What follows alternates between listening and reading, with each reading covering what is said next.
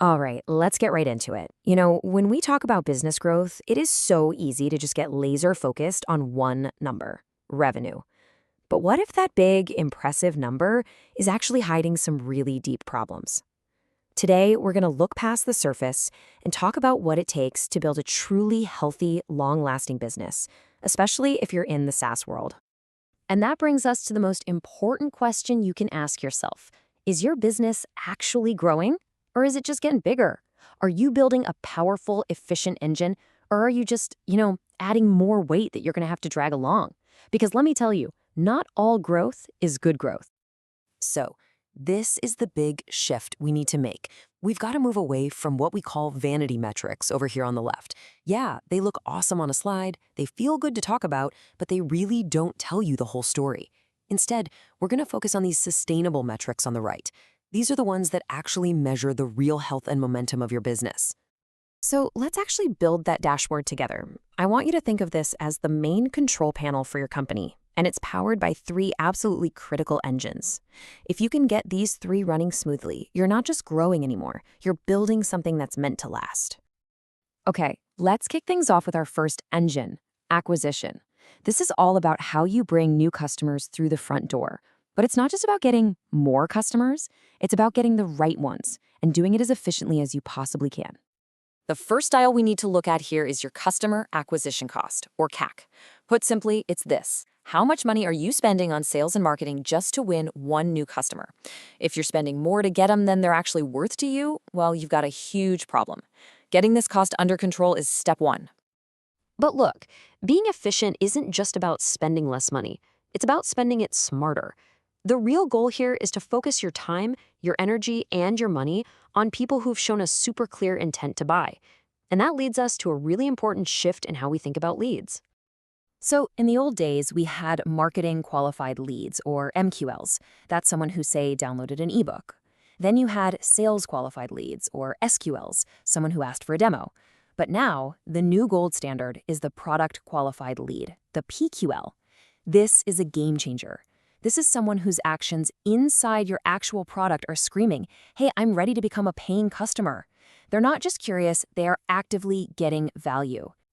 So the big question is, how do you define what a PQL is? It can't just be a gut feeling. And as Taft Love says here, the best definitions come from hard data, not just intuition. This means you got to dig into the behavior of your existing customers, find those patterns, and pinpoint the exact actions that signal someone is ready to buy. That's how you focus your team on the absolute hottest leads. Okay, so you've acquired a customer. Now what? How do you keep them? Well, that brings us to our second engine, the sticky engine. Because getting a customer in the door is just the beginning. The real magic happens when you get them to stick around. And the big metric that measures this is churn. I want you to think of your business like a bucket that you're constantly trying to fill with new customers. Churn is the hole in the bottom of that bucket, just constantly letting customers drain out. If that hole gets too big, I don't care how fast you pour water in, you are never, ever going to fill that bucket. Let me ask you something. I'm going to throw a number out there. 5%. Does a 5% monthly churn rate sound all that bad? I mean, it might not seem like a total disaster. Just 5 out of every 100 customers leaving each month. No big deal, right? Wrong. It is a huge deal. The hidden danger of churn is that it compounds.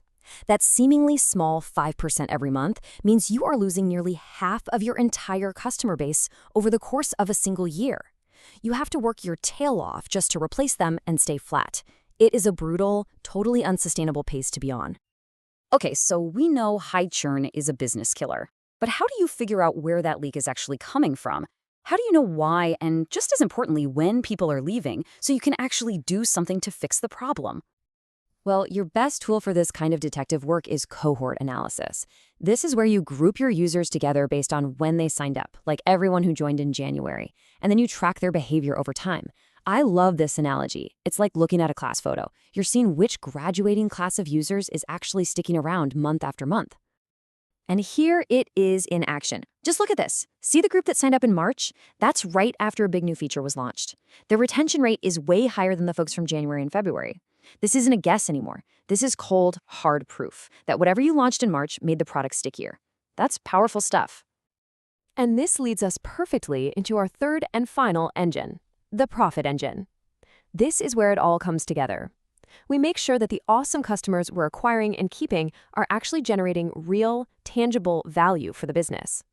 The key metric here is customer lifetime value, or LTV, and it's pretty much exactly what it sounds like. It's the total amount of revenue you can reasonably expect to earn from an average customer before they leave. It's the ultimate measure of a customer's long-term worth. And this right here, this brings us to the ultimate health check for any SaaS business. We take the value of a customer, that's the LTV from our profit engine, and we compare it directly to the cost it took to get them. That's the CAC from our paid engine. So what does a good ratio look like? Well, for a healthy, scalable business, the industry benchmark is at least 3-to-1. What that means is, for every single dollar you spend to get a customer, you should expect to get at least $3 back over their lifetime with you. And looking closer at this ratio really tells you a story. If you're below 1-to-1, ouch, you are actively losing money on every single new customer you sign up. 3-to-1 is that healthy sweet spot we talked about. But here's the one that surprises people. If your ratio is way up there, like above 5-to-1, it might actually be a sign that you're not investing aggressively enough in marketing. You could be leaving growth on the table. Okay, let's put this all together. These 3 engines we've built, paid, sticky, and profit, they don't just operate on their own. When you get them all humming and perfect sync, they create this incredibly powerful, self-reinforcing growth flywheel. Here's how it works. A healthy paid engine brings in the right customers. A strong, sticky engine keeps those customers happy and engaged, which naturally increases their lifetime value. That high LTV then generates the profit that you can reinvest right back into the paid engine to acquire even more great customers. You see the cycle? This is what true sustainable growth looks like. It's where past success literally fuels future growth. So I'll leave you with this question to think about. When you look at your own business, are you building on a foundation of sand, chasing those vanity metrics that feel good in the moment? Or are you measuring and optimizing the engines that create the deep interconnected roots of sustainable long-term growth?